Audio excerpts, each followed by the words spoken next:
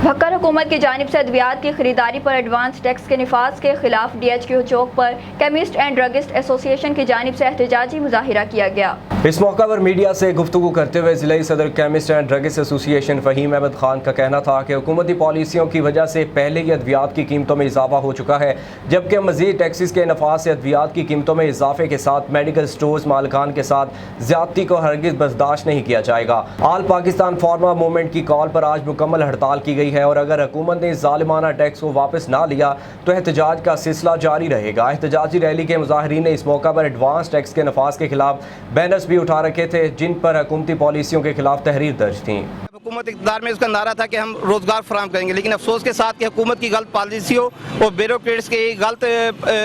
मनसूबाबंदी के तहत हुकूमत 3 लाख पाकिस्तान के केमिस्ट को बेरोज़गार करने जा रही है। हम देखें, लेकिन आप खुदा रहा कि ये जुल्म ना ढाएं कि हमारी इन्वेस्टमेंट पे आप टैक्स लगाएं, इनकम पे ज़रूर लें, लेकिन इस जो 1% लें इनकम पे लें। अक्सर